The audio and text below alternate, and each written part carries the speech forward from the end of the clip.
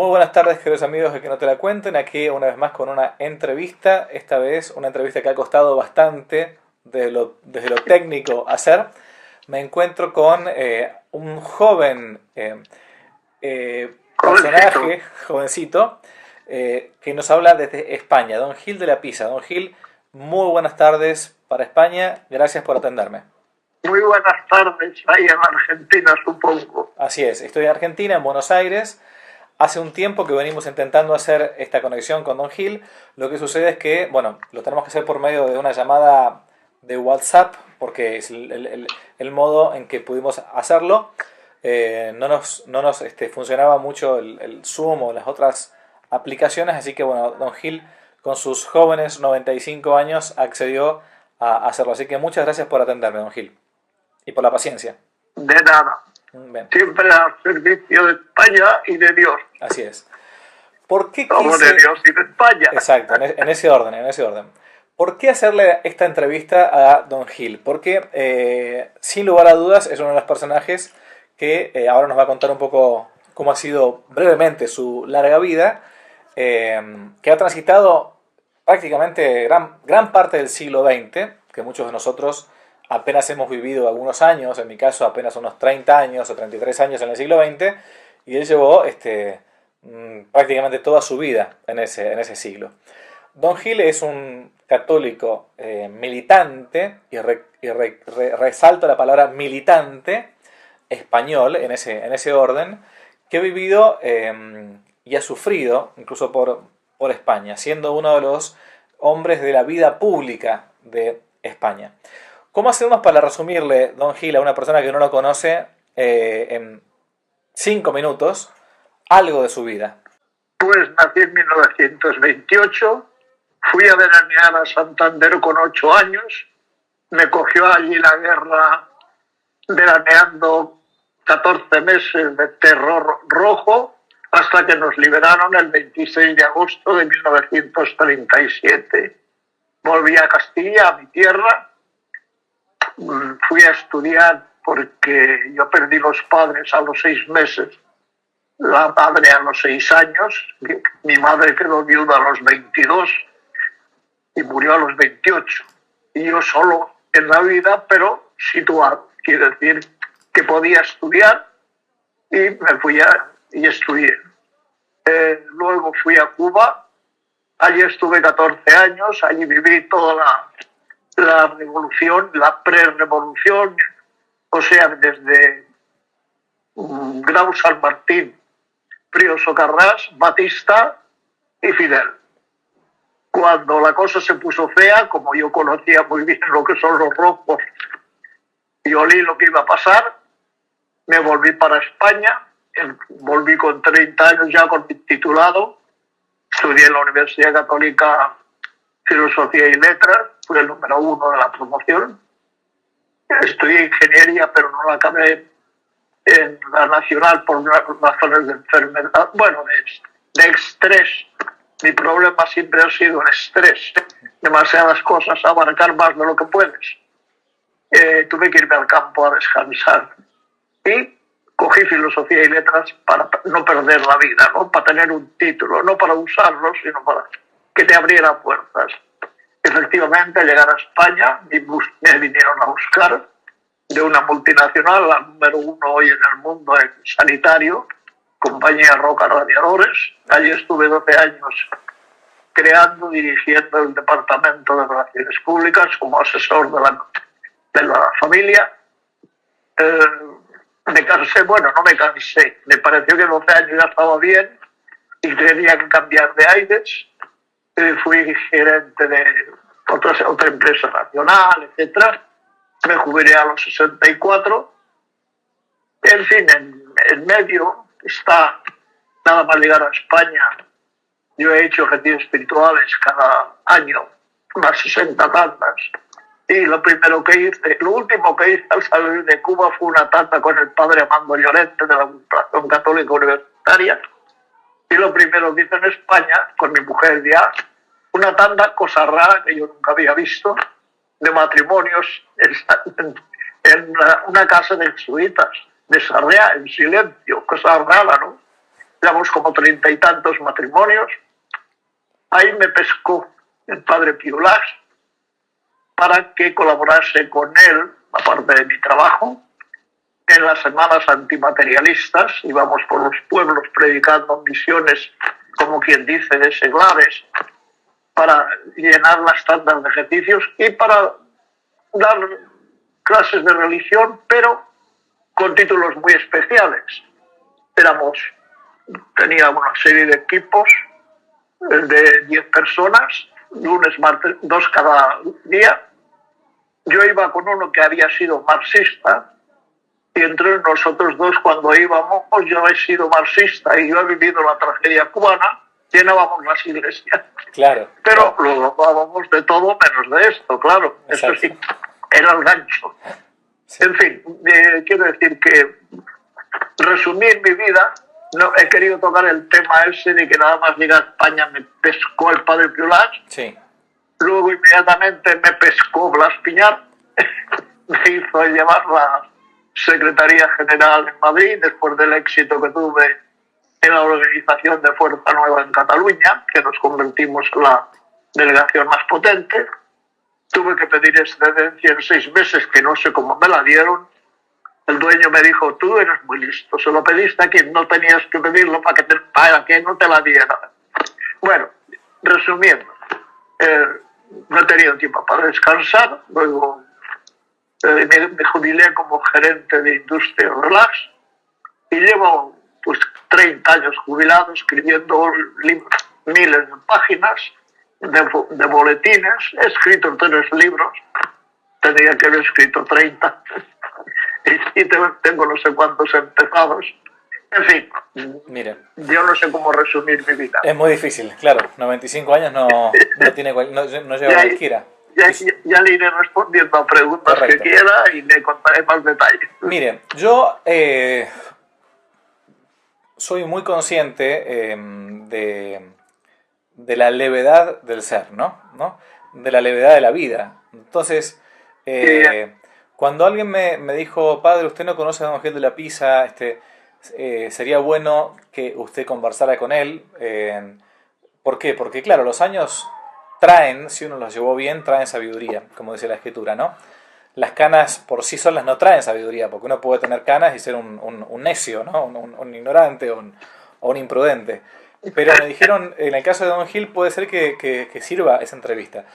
Y había un par de preguntas que, más allá de su vida personal, a mí me interesaba hacerle a un testigo de diversos temas, ¿no? Diversos temas.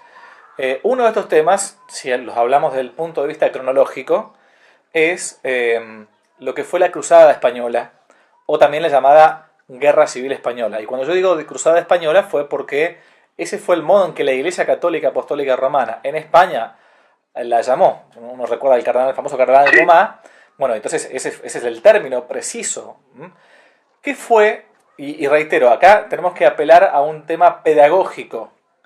¿Cómo explicarle a un chico de 20 años hoy en día que probablemente ha sido ideologizado por los progres, por los rojos, por los comunistas o por los liberales? ¿Cómo explicarles qué fue la Cruzada Española o la Guerra Civil Española que usted vivió en carne propia?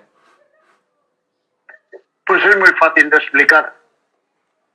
España, después de 2 siglos de liberalismo y de hundirse, perder los imperios, perder la unidad de América, etc., tuvimos la desgracia del siglo XIX, la desgracia del primer tercio del siglo XX, donde los demócratas habían convertido la libertad en libertinaje. Era un desastre en los años 30, que es cuando surgieron los jóvenes, los falangistas, que se rebelaron contra la tiranía roja, que ya se imponía, junto con los requetés, los carlistas. Se creó un movimiento que movía a toda España a alzarse en armas, evidentemente con la ayuda del ejército, principalmente el general Mola fue el que lo preparó. Franco se negaba a intervenir, aunque todo el mundo lo quería porque era el general más joven, con 30 años, y el de más prestigio. Se negó hasta última hora, pero al final aceptó. Entonces esa mezcla de pueblo y ejército, el pueblo ya incorporado al ejército como Dios manda, pues derrotaron a los poderosos rojos con la ayuda de todas las naciones, excepto Francia y Alemania, pero poco, poco. En fin, la guerra duró tres años. Fue una guerra de heroicidad, o sea, la gente, por ejemplo, yo tengo en mi familia dos que con 20 años dejaron todo, 24 años. Murió el día que los dos murieron, fueron voluntarios de primera hora, lucharon para liberar a España y la liberaron, pero les costó la vida. Pero la dieron voluntarios, es decir, no les contó nadie. Antes de que les llamaran ya estaban parando la bajada de Santander a Palencia de los rojos de Reynosa y la Naval, etcétera. Bueno, es decir, hablar de la guerra de España supone solamente una hora, pero que además fue una cruzada. O sea, fue la rebelión del pueblo católico contra la agonía ya de la España católica, que es lo que quería Azaña y su gobierno, cuando dijo España ha dejado de ser católica. En fin, es dificilísimo resumir lo que fue la guerra española. Lo que sí es un hecho que fue un acto de heroísmo difícilmente repetible y difícilmente explicable si no fuera por la ayuda de Dios. Porque los rojos tenían toda la mayor parte del ejército, lo tenían todo, y Franco no tenía nada. Digo Franco como representación del ejército nacional. Pero había valor, había ganas de vencer y se venció. Los que tuvimos la suerte desgraciada de vivir en zona roja, 14 meses yo, con 8 años, aprendí lo que es el ser rojo y lo que es el comunismo. Y eso me inmunizó para que yo luchara en Cuba porque no se repitiera. Pero nadie me hizo caso. La gente no hace caso cuando le dices la verdad. En fin, no sé si respondí a la primera pregunta. Sí, claramente. Claramente. Obviamente estamos haciendo acá preguntas como disparadores para que uno después pueda ir a ahondar y a estudiar. En nuestros ambientes, quizás de la gente más jóvenes, la gente más joven, digo, Sí. se las ha ideologizado con que la cruzada, la guerra civil española, fue que de un día para otro los militares del bando nacional se levantó contra la república, que eran todos buenos y santos, y no, la verdad que era una España que sangraba porque el comunismo, con la supuesta instauración de la pseudodemocracia que habían planteado, o el demonio se había ensañado con España para hacer de España una especie de Rusia, una nueva república socialista soviética. Y por eso entonces la gente de bien pensar y el bando nacional y los católicos se levantaron contra el comunismo, una ideología intrínsecamente perversa, como lo ha llamado también la Iglesia. ¿Qué nos puede contar de los...? Mire, padre, dígame. yo tengo la ventaja de que al haber vivido 14 años en América, en Cuba concretamente, y antes de la Revolución Cubana, conozco perfectamente cuál es el problema de América, que es igual en todas partes. Cómo engañaron a los argentinos, cómo han engañado a todos los demás, a los venezolanos, etcétera, etcétera. Este es un problema. Pero hay que verlo desde el punto de vista, digamos, teológico. Es la guerra de Satanás contra Cristo y España como representante de esa cristiandad. Y todo lo que es hispano lo odia Satanás como a la misma Iglesia. Yo siempre digo en mis charlas que hay dos objetivos de Satanás. Acabar con la Iglesia previo a haber acabado antes con España y la hispanidad. Esto la gente no se convence en Hispanoamérica.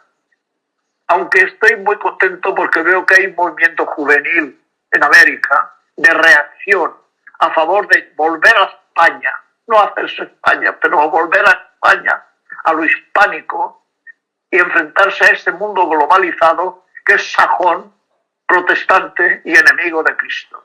Entonces, conozco muy bien América, yo sin haber vivido más que en una parte de América, pero conozco cubanos, mexicanos que han estudiado conmigo, chilenos, argentinos, y conozco y sé el problema. Y por eso me encanta hablar para Argentina en este momento, porque ustedes pueden correr el mismo problema que nosotros. Ese es de lo que buscan ellos, que toda América se convierta en la España del año 30 del siglo pasado, para acabar con ella. Y todo lo que sea despertar a nuestra juventud hacia la fe y hacia la hispanidad es un apostolado genial. Bien. Aprovecho la sabiduría de un hombre de 95 años, ¿no? Usted perdóname que le pregunte estas cosas, pero yo conozco la obra de Blas Piñar, no todo el mundo porque la tiene por qué conocer, la conozco desde que era joven, con el movimiento Fuerza Nueva, bueno, con una obra que se intentó en España llevar adelante los mejores valores que tiene España, porque es lo que recién decía Don Gil, que no es porque uno se quiera volver español, estamos hablando de la hispanidad, que es algo mucho más, es como cuando uno habla de la catolicidad, o, ¿no? O sea, un término que es abstracto para mostrar lo mejor que nos trajo España, que en este caso en América fue la fe católica, claramente que sí, además de otras cosas, además de la cultura, ¿no? Ciertamente, que vino por medio de esa gente que tenía fe. Ahora, aprovecho lo que usted recién dijo, de que en algunos ambientes, por ejemplo como América, o también en España puede ser, hay un movimiento de intentar escaparle al comunismo. Y acá apelo a su sabiduría prudencial, de la virtud de la prudencia. ¿Qué le parece a usted cuando en algunos casos, claro, lo ideal sería tener un caudillo católico, con valores hispanos, que no se doblegue ante esta tiranía de la democracia moderna, digamos, y todo? Estamos hablando de un caudillo. Bueno, no, ¿qué le parece a usted cuando esto no existe y entonces uno tiene que aguantarse estos modelos actualmente llamados democráticos, ¿sí? Y no se encuentran candidatos que sean de los mismos valores que uno tiene? Puntualmente me refiero a candidatos que a veces estén de acuerdo en algunos temas con nosotros, pero en otros no. Por ejemplo, algunos liberales, llamados así de derecha. ¿Qué le parece a usted que su sabiduría, su experiencia, su prudencia dice que tenemos que hacer? Porque hay dos opciones: patear al tablero y no hacer caso a nadie, o decir, bueno, buscar una alianza prudencial sin prostituir en los principios, ¿no? ¿Me explico? Pues me ha puesto usted la pregunta del siglo, porque es el motivo de toda mi vida. Ese problema es difícil la colaboración. Y entonces mi tesis siempre ha sido ayudar, pero sin mezclarme. Porque realmente, si no tienen nuestros ideales, nuestra fe en los dos, en Dios y en España, el problema está que siempre cojea y se rompe luego porque la pata es falsa. No te puedes fiar. Entonces lo que tenemos que hacer, y lo que yo he aconsejado siempre, es empujar. Por ejemplo, concretamente en este caso, tenemos un movimiento en España ahora que se llama Vox. Vox, por ejemplo. El caso concreto es Vox. No, tiene gente Vox. católica, gente liberal. ¿Qué pasa? Ok. El PP, por supuesto, es un partido totalmente liberal, totalmente democrático, falso, que es el que más daño ha hecho a España, más que el Partido Socialista, porque lo ha hecho como bueno. Evidentemente, el que más daño ha hecho a España es el socialismo. Pero más grave en cuanto a los fundamentos ha sido el PP. Sin el PP el socialismo no sería hoy lo que es, ni los separatistas serían lo que son. Entonces hay tres: los socialistas, el PP, que dice de derechas, y Vox. Vox es algo que se quiere parecer a Fuerza Nueva. Pero claro, ya cojean de una cosa: son antifranquistas, o por lo menos ignoran a Franco. Ignorar a Franco Es como ignorar a Jesucristo en el aspecto político, no religioso. Sí, entiendo. Quiero decir, cuando tú ves un señor que se dice estoy antifranquista, no te puedes fiar. Aunque yo tengo compañeros falangistas que lo son, porque tontos hay en todas partes, ¿no? Franco fue un caballero que hizo por España lo que no ha hecho nadie. Yo lo considero el mejor estadista desde Felipe II hasta, incluido Churchill y todos esos que sí, de piquito. Pero por los frutos se conocen árboles. Y los frutos de Franco fueron una España que salió de la miseria y se convirtió en la 10ª potencia del mundo. Y que de haber seguido la línea de Franco hoy sería la primera potencia o la segunda o la tercera como mucho. Pero todo lo que hizo Franco lo han desmontado los demócratas de la divina transición. Han sido unos traidores a Franco, traidores a España, estos que nos cacarean como modelo de transición de una dictadura que no era dictadura, que era simplemente un gobierno autoritario que ponía orden en España. De dictadura nada, cada cual hacía lo que daba la gana. Se hacían chistes contra Franco, se movía uno y nadie le pasaba algo, como yo lo he definido siempre, a los chorizos y lo que aspiraban a ser chorizos, que son los que nos gobiernan hoy.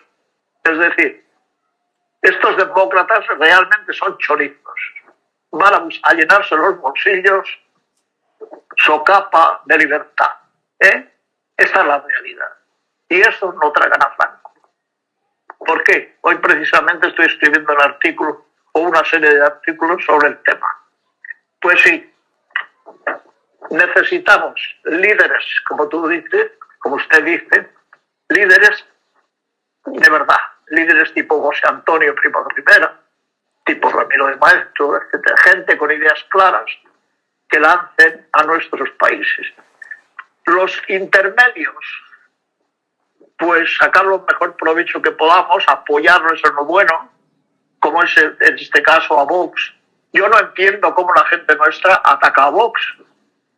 Lo único que tiene fallos, como digo esto de no ser franquista, pero defiende otra serie de valores que sí defendimos nosotros en Fuerza Nueva y que hay que defender en todas partes. Por lo tanto, respondiendo lo que creo que es el meollo de la pregunta, ¿cuál es el planteamiento de un católico y un hispano ante los partidos estos que ni fu ni fa? Pues aprovecharles en la mayor parte posible, empujar en todo lo bueno que tienen, no atacarles, salvo en aquellos que hay que atacarlos porque es incorrecto, pero no están buscando fastidiar a esta gente. Tenemos el enemigo que es otro, el enemigo declarado, al que hay que atacar. El comunismo, la masonería, el sionismo, que no tiene que ver nada con judíos. Entendido. Quiero decir que habría que distinguir mucho, aunque vosotros tenéis en Argentina un hombre que influyó mucho en mi formación juvenil, Hugo Bast, ¿no? Claro. Yo empecé ya de jovencito leyendo sus libros que me impresionaron, me gustaron y Bien, pero necesitamos nuevos Hugo Bast y nuevos José Antonio. Y mientras tanto, pues empujemos y ayudemos todo lo que podamos. Yo, la verdad, no estoy muy al tanto de la política argentina, la sigo de lejos y lo veo un poco confuso, porque desde aquí todo, y además no te puedes fiar de los periódicos, ni de la radio, ni de nada, y no tengo contacto, bueno, sí tengo contacto, pero no hablo con ellos, y no conozco realmente a fondo la política argentina. Pero me parece que están en un momento de sol y sombra, que pudiera haber una buena reacción, que al parecer no son los tres candidatos, no son todos más, sino que son un poco, no sé, la mitad, ¿no? Bueno, pues no conozco el problema argentino bien, pero me parece que les falta, tienen líderes, pero que no salen porque son intelectuales, ¿no? pero en la Argentina, por suerte, tenéis grandes pensadores, gente católicamente hispana y bajo el punto hispánico tiene las ideas muy claras. Pero no ha surgido ningún movimiento, creo yo, arrollador de los nuestros. Todavía no. Yo mostraba mi esperanza en que tengo noticias, me van llegando, me vienen por un sitio por otro, de jóvenes que antes no había, que trataban de defender a España, aclarar la historia, acabar con las leyendas negras, que es el mayor ataque, porque el enemigo, Satanás, es muy listo, es listísimo, yo le admiro, es listísimo, y trabajan de maravilla, ¿no? Sí. Y la leyenda negra es una de sus grandes victorias, porque ha anulado la obra de España. Correcto. Que no tiene parangón. Sí, sí. No tiene parangón. Lo que ha hecho España, Europa, le debe a España ser Europa. Totalmente. Por los dos lados. Por el lado este, por la batalla de Lepanto que paró a los moros. Y por el lado de aquí porque los barrimos. Y luego en el centro porque paramos al protestantismo, etc. Bien, la obra de España es una maravilla. Totalmente. Y el que los hispanos no se sientan orgullosos de ser hispanos, el que hayan conseguido los sajones acomplejar a los hispanos, que estamos algo así como 20 codos sobre ellos. Si yo hubiera tenido tiempo para escribir, habría escrito un libro sobre la diferencia entre la colonización sajona y la civilización que no colonización española. Exacto. Es una maravilla. Nos tendría que del orgullo de ser español, de ser hispano. Que yo siempre digo que yo soy, para mí, cuando veo a un argentino veo a un español, y cuando veo a un chileno veo a un español, tan español como yo. Y yo me considero tan chileno como un chileno y tan argentino como usted. Le cambio de tema, aprovechando las épocas, ¿no? Hemos hablado algo de la Cruzada Española, por las dudas, 1936-1939. La gran obra de Franco en ese sentido fue no haber entrado en la guerra que comenzaba en Europa, la Gran Guerra de Europa, la Segunda Guerra Mundial. Sí. Bien.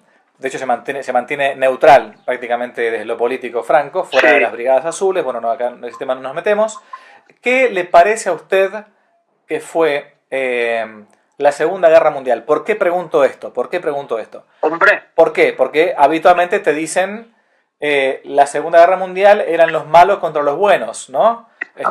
Bueno, ¿cómo le explicamos a alguien qué fue la Segunda Guerra Mundial? Mira, la Segunda Guerra Mundial fue la continuación de la primera. Y la primera fue la preparada por los americanos, por el sionismo mundial, para acabar con Europa, en dos fases. Primera fase, la Primera Guerra Mundial, con la cual descompuso a Europa. Acabó con el Imperio Austrohúngaro, dividió a Europa, troceó a Europa, que era fundamental para acabar con Europa. Esa fue la Primera Guerra Mundial. La ganaron los globalistas, los sionistas, y ya prepararon una segunda dejando las bombas de relojería puestas.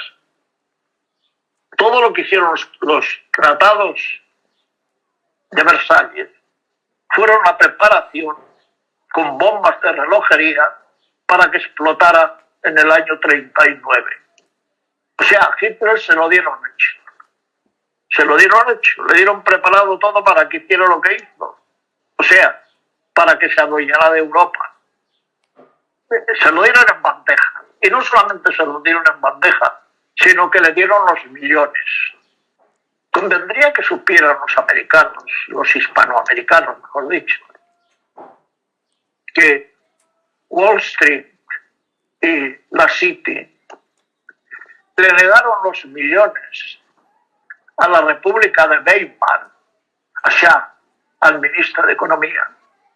Cuando se le pidió los millones para salvar la República, no se lo dieron. Los de las City y la Wall Street. Sin embargo, cuando Hitler, el mismo Shah, era ministro de Hitler, le pidió los millones, se los dieron en bandeja. O sea, a Hitler le financiaron todo ellos mismos. O sea, que no nos vengan con cuentos si no conocen la historia. Eso está en cualquier libro, y si quieren, leyendo al mismo Shah, al mismo ministro de Economía. Por lo tanto, la guerra mundial fue el golpe final de Europa, la muerte de Europa, el perder la hegemonía, destruir las colonias que no estaban preparadas para independizarse, porque a ellos les interesaba que se convirtieran en lo que son para poderse adueñar ellos de todas las minas de diamantes, de materias primas, que es lo que han hecho. Esa fue la Segunda Guerra Mundial. No la derrota de los nazis, fue la derrota de Europa. Perfectamente preparada. Sobre el tema yo puedo dar una conferencia a fondo, pero bueno, dejémoslo. Pero le respondo a su pregunta. ¿Qué fue la Segunda Guerra Mundial? Eso, la derrota de Europa. Ahora es increíble cómo cuando uno quiere ponerse a estudiar estos temas, ¿no?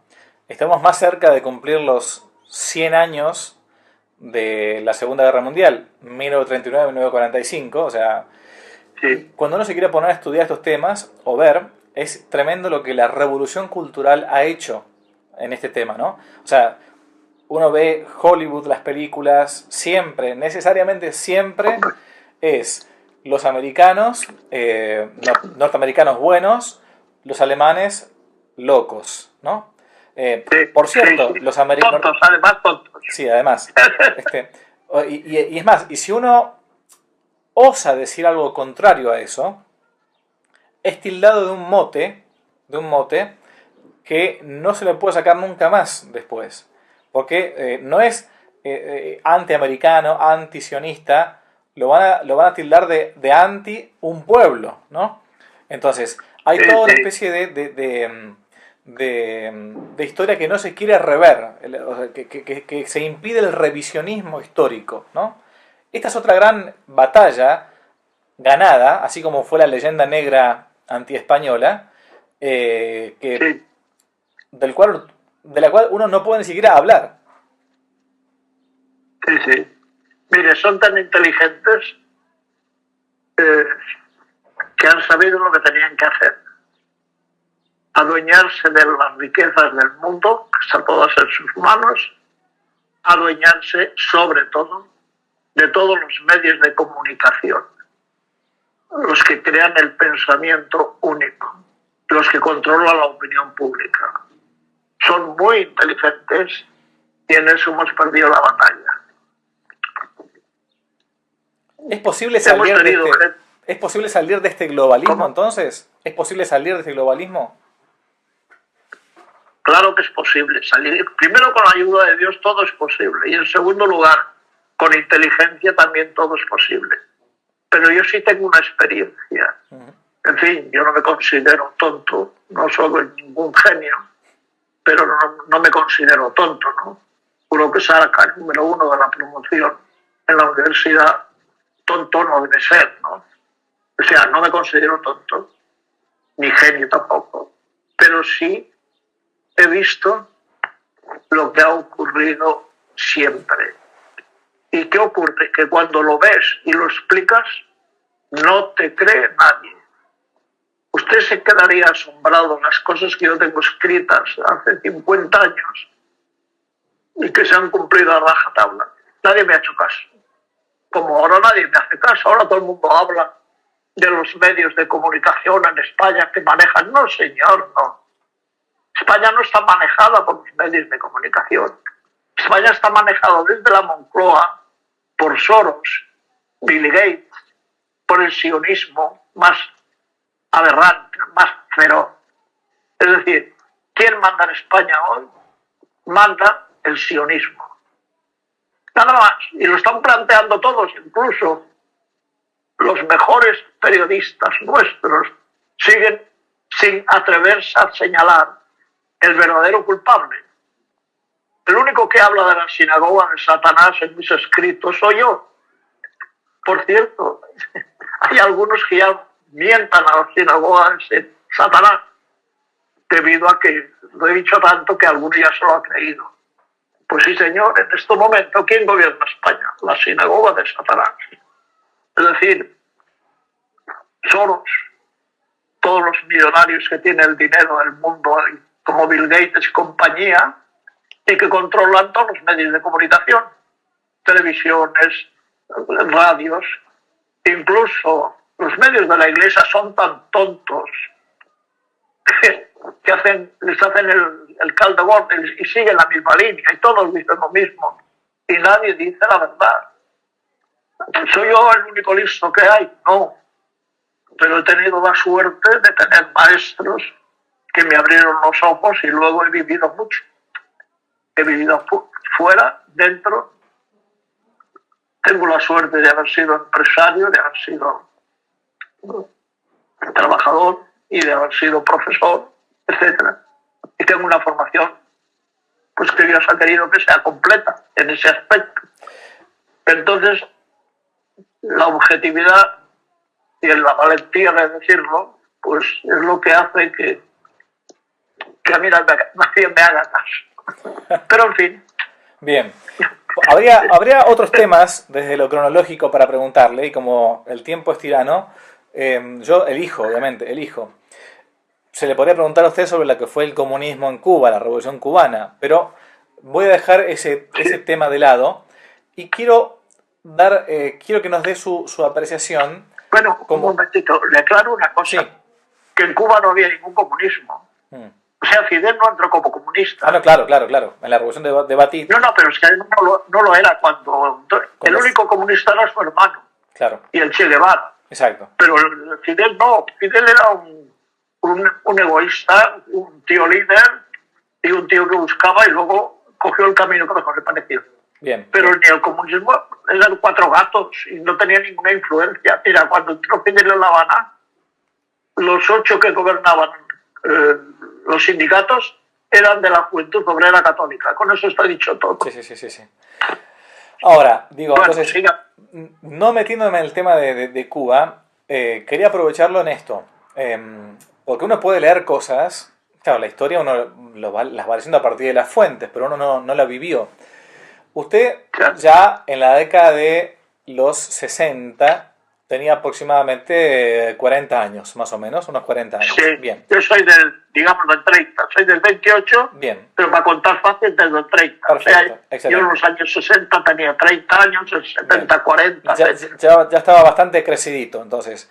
Y era y usted es un laico, ¿Cómo nos puede explicar a nosotros ahora, del siglo XXI, un hombre del siglo XX, qué fue lo que un laico vivió en lo que se llamó el Concilio Vaticano II? Pues yo lo viví en el Vaticano II, ¿cómo te diré yo? Rabiando todos los años que duró. Porque me di cuenta que iba a ser un desastre y que no iba a hacer más que hundir a la Iglesia. Porque Pío XII, que era un papa listo, le quisieron hacer que convocara al Vaticano. Y Pío XII dijo, nanay de la China. Eso será facilitar la ruina de la Iglesia. No lo dijo, pero lo hizo. O sea, Pío XII, que era muy listo, y el papa bueno, no voy a decir como yo le llamaba porque no quiero que me llamen ni blasfemo ni despectivo con nuestras autoridades como católico, apostólico, romano. Pero el bueno de Juan XXIII metió la pata hasta donde quiera. ¿Quién se le ocurre convocar un Vaticano II cuando en Holanda estaban Gilbex y los modernistas que San Pío X, que es un papa genial, no solamente como papa, sino como hombre, y cuya encíclica teníamos que saber de memoria todos los católicos. donde señala todos los errores, Allende. que todos esos errores fueron metidos en el Vaticano II por los modernistas, y desde entonces la Iglesia no ha levantado cabeza.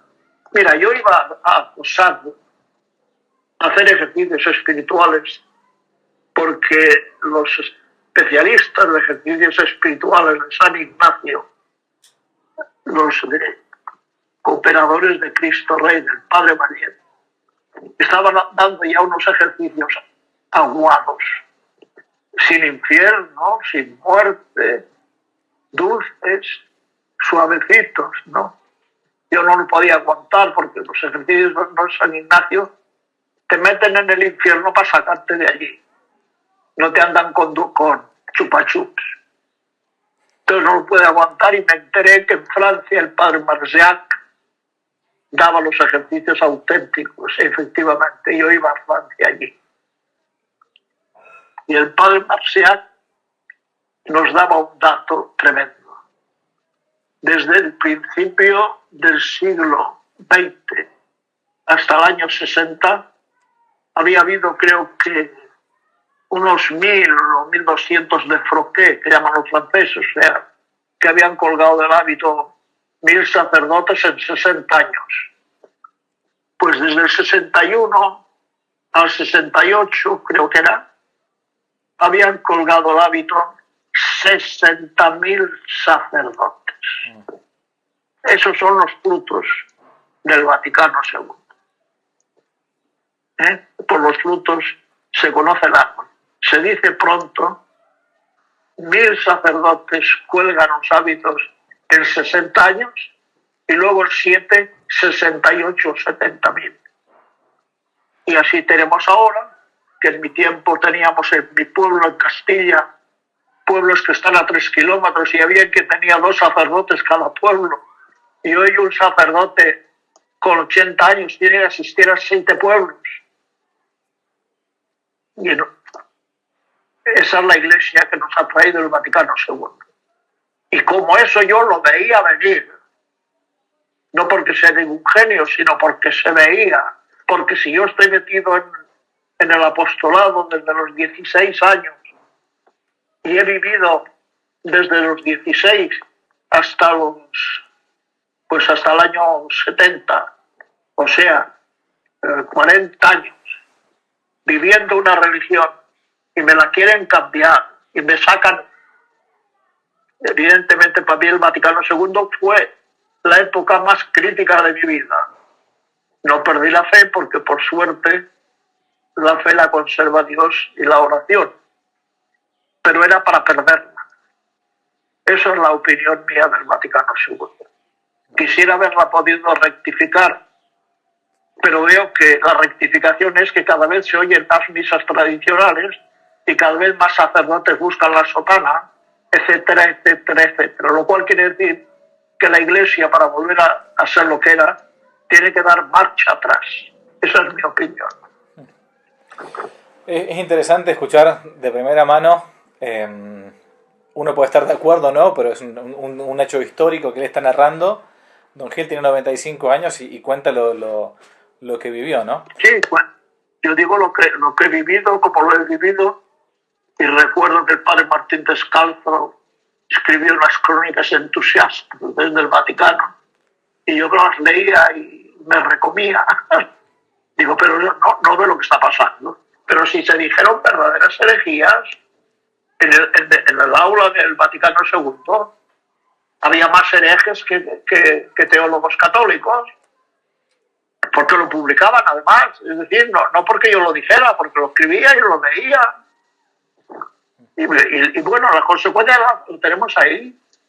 La peor consecuencia son esos 68.000 sacerdotes. ¿Cómo de repente? ¿Por qué? ¿Por qué 68.000 sacerdotes cuelgan los hábitos en 8 años después del Vaticano II? Eso es terrible. Esa es una batalla, la peor batalla o la mejor batalla para los enemigos de la Iglesia. Dejarla sin sacerdotes. Ahora, por ejemplo, pues... Ahora, don Gil, sí. cuando uno ve la actualidad hoy en día, y ve que hay también herejías en varios lugares y todo, uno termina pensando muchas veces cuando escucha hablar a gente como usted que vivió, digamos, como diciendo, bueno, qué, qué bueno que eran los malos, ¿no? Qué bueno que eran los malos antes. Porque hoy a veces uno ve algunas declaraciones que si uno las compara con la época que usted está nombrando, no es nada comparado con lo que usted escuchó. O sea, eran nimiedades. A veces uno escucha cosas, dice, bueno, qué bien que estábamos antes, quiero decir. Qué buenos que eran los malos, ¿no? Me refiero. Pero el mundo contemporáneo que usted ahora está dejando para encontrarse de cara a cara con Dios, parece estar bastante peor de lo que usted narra. Pues sí, realmente yo me encuentro en ese momento, claro, ya me queda poco de vida y me consuelo al decir, bueno, no voy a vivir las consecuencias de lo que se nos avecina. Pero, por otra parte, me da esperanza el que veo que los sacerdotes jóvenes más bien están volviendo al tiempo antiguo, es decir, a más teología, más santidad, más apostolado. No ha mucho murió un sacerdote joven, que, bueno, joven, tendría unos 40 años, pero entró después de ser economista y trabajar ya, entró ya de economista. Era una maravilla, no se quitaba nunca la sotana, no salía de la iglesia, confesaba hasta en la universidad, llevaba la estola siempre con el libro para confesar a los estudiantes, porque él, aparte de economista, luego hizo otra carrera, iba con la estola doblada. Sabe que yo veo lo mismo, que usted. Cuanto más jóvenes son los sacerdotes, hay una especie de renacer. Por eso, si bien uno puede a veces ver un poco todo como medio catastrófico, yo soy muy, pero muy confiado en una restauración de la iglesia, de los valores. Sí. Realmente. ¿Por qué? Porque los más viejos ya está, ya no están como... Le voy a hacer una confesión. Sí. Cuando yo era más joven, era un pesimista rabioso. Digo pesimista en el sentido de que lo veía todo negro, más negro de lo que era, no por ganas de que se hicieran bien. Pero con los años me he ido dando cuenta que eso es primero es un orgullo propio, es orgullo, porque no confiamos en Dios bastante.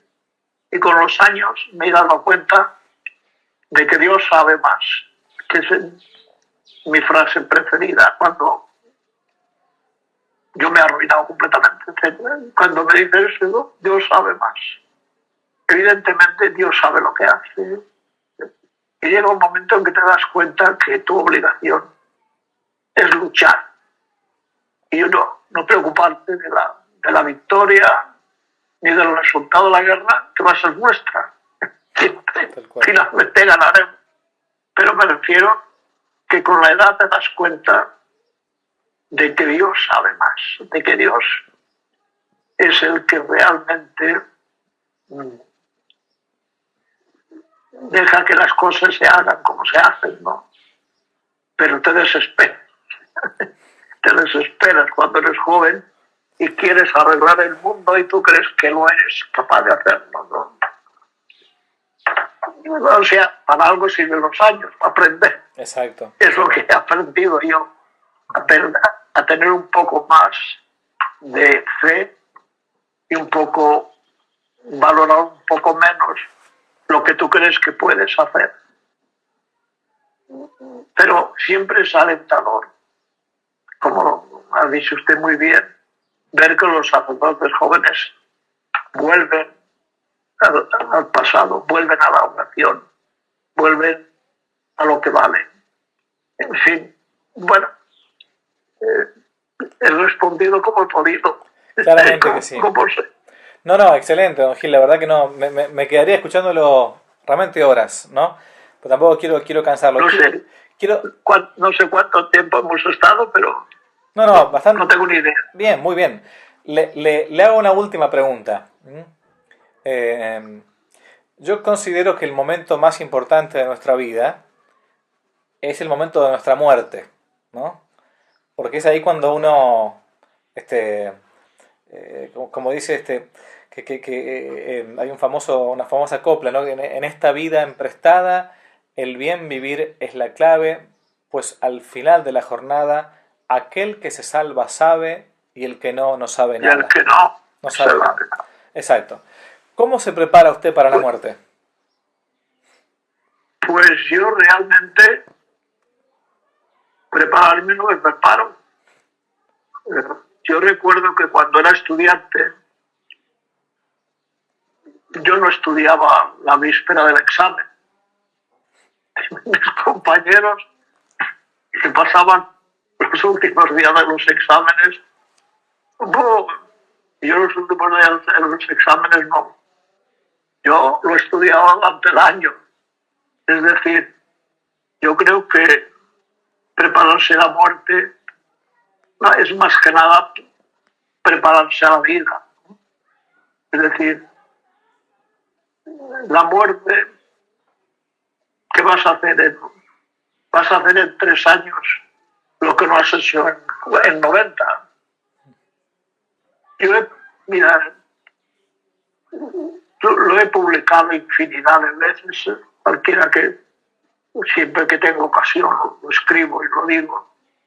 Lo más grande que tiene el hombre, el mayor don que recibe el hombre, yo creo que es buenos maestros.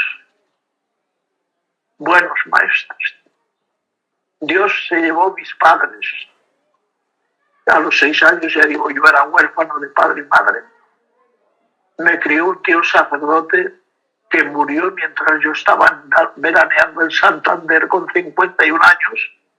Y yo he llegado a tener remordimientos de conciencia de si no moriría de disgusto de haberme mandado de veraneo y no saber si nos habían matado o no nos habían matado. O sea, me volví a quedar sin padre y madre, que era mi tío Isaac, sacerdote, a los 9 años. Pero tuve la suerte de los profesores que tuve, hermanos maristas geniales, que me enseñaron lo que es la vida y que me dieron gusto por los ejercicios espirituales. Yo digo que los ejercicios espirituales, que la Iglesia ahora los tiene arrinconados, cuando los papas, todos, los han recomendado. Yo hace ahora ya 4 años que no hago ejercicios espirituales, porque ya no puedo salir, ¿no? Pero es que ya los 3 últimos años, en una tanda éramos 3, en otra 2, y en el tercero yo solo. Y lo suspendieron, porque tenía que venir el predicador desde Francia. Es una vergüenza. En los años 70, con el padre Piulás, cuando nosotros hacíamos las semanas antimaterialistas, de que he hablado al principio, las tandas eran todas las casas llenas con tandas de 20, de 30, de 40. La diferencia en los años, cuando la Iglesia tenía fuerza. Los ejercicios espirituales de San Ignacio, para mí, es el termómetro de la vida de la Iglesia. Lo cual quiere decir que ahora estamos bajo cero. Es difícil encontrar. Yo digo, ¿pero por qué no haces ejercicios espirituales? Dice, ¿dónde? ¿Cuándo? ¿Cómo? Y te hacen una tanda de 2 días, de 3 días, pero eso no da tiempo ni para situarte. Una tanda por lo menos tiene que tener lo mínimo 5 días. Lo normal son 8 o 10. Yo he hecho una tanda de 31. Que es verdadero ejercicio San Ignacio, 31 días. Exacto. Digo, pues yo no me libro de eso. Quiero ver una tanda de 31. Es decir, los ejercicios espirituales para mí son la columna de la Iglesia. No a ningún cura a predicar en los no se convoca, no hay un anuncio de la tanda, no lo entiendo. Es decir, hasta tal punto ha decaído la Iglesia que el mayor tesoro que tiene dentro de lo que no es liturgia, en lo que no es sacramento, etcétera, lo más grande que tiene, aparte de lo que es evidentemente la esencia de la Iglesia, la mejor forma de santificación la reconocen los papas todos, y que nadie convoque a ejercicios espirituales. No lo entiendo. Es más, yo no entiendo católicos que en su vida han hecho una tanda de ejercicios espirituales, pero como una tanda. Pero si nosotros vamos así, yo digo que mi vida es una sierra. Así, hago ejercicios, subo, bajo, subo, bajo, subo, bajo. Y si nada más bajas, te vas al fondo. Los ejercicios espirituales tendrían que ser como mínimo un católico que se sienta católico, que quiera vivir la fe, necesita encerrarse una vez al año. Oh, es que no tengo tiempo, es que oye, yo he sido gerente, he sido esto, pero yo he hecho cada año tanda. ¿Por qué? Pues te organizas, sacrificas una semana de vacaciones. No. O sea, no lo valoras, ¿no? Las cosas se valoran por lo que se paga. O sea, tú vienes a hacer ejercicios espirituales y que no te cueste nada. O sea, tú valoras los ejercicios espirituales tan poco que no crees que valga la pena sacrificar una semana de vacaciones por ellos, como mínimo una vez cada 2 años. En fin, eso es lo que yo... Entendido. Bueno, estoy respondiendo a su pregunta de cómo me preparo a la muerte. Pues yo me preparo a la muerte esperándola. Que Dios me dé claridad de ideas para recordar el corazón sagrado de Jesús, en vos confío, la misericordia de nuestro Señor, de la Virgen. Y yo tengo en el ordenador la frase de San Pablo: bonum certamen certavi, cursum consumavi, fides servant, fides. Se ha combatido el buen combate, he acabado la carrera, he terminado de correr y he conservado la fe. Yo lo único que espero es conservar la fe hasta el último momento y que Dios me dé, y la Santísima Virgen, la gracia pues de morir con ellos al lado. Pero ¿qué preparación? ¿Qué otra preparación puedes hacer? Si estuviera bien, si pudiera moverme, pero no me puedo, bueno, me muevo, pero paso de tortuga, ¿no? Pero no puedes ir a unos ejercicios si no puedes andar. Y no puedes, pues me iría a hacer ejercicios espirituales como una renovación de la fe y eso, pero por ahora mi preparación se reduce a eso. Excelente. A seguir intentando curar el mal genio que tengo, que no tiene arreglo, pero en fin, cosas por el estilo. Bien. Don Gil, ha sido un placer enorme, un honor muy grande también para mí. Gracias por el tiempo que se ha tomado. Y le agradezco mucho, le agradezco mucho su testimonio público y su vida al servicio de Dios y de España, de la Iglesia, ¿no? Eso es algo que el árbol cae para el lado en que está inclinado, dice la Sagrada Escritura. Entonces esperemos que sea así. Pues déjeme que yo le diga mi opinión. Le felicito a usted porque ya me habían hablado de la labor. Esa labor que hacen los comunicadores, esa labor que hace usted, esa labor, ese apostolado, es decir, cantar las verdades. No olvidemos que Cristo dice, yo soy el camino, la verdad y la vida. La verdad, ante todo, la verdad es Él. Y yo estoy encantado cuando veo, y más si son jóvenes, como es su caso, que le queda tiempo por delante para seguir peleando. Así que mis felicitaciones. A los viejos ya no hay que felicitarles, ya estamos, tenemos callos, ya no nos hacen ella. Bueno, y siempre cuenta con que siempre que quiera y me puede utilizar en el buen sentido de la palabra, quiere decir, usarme, como decía San Ignacio, ¿no? Así es. Me usa para lo que quiera. Bueno, muchas gracias, don Gil. Dios los bendiga mucho. Gracias por el tiempo. Igualmente. Pues viva España, viva Argentina. Viva Cristo Que Dios Rey. les acompañe. Y que viva Cristo Rey. Adiós, muchas gracias. Adiós. Si les gustó el video, aparte de suscribirse, activar la campanita y comentar, en la descripción de este video se van a encontrar con el link de la plataforma Patreon, un modo concreto de apoyar este apostolado que intenta hacer una contrarrevolución cultural y espiritual. Dios les bendiga y que no te la cuenten.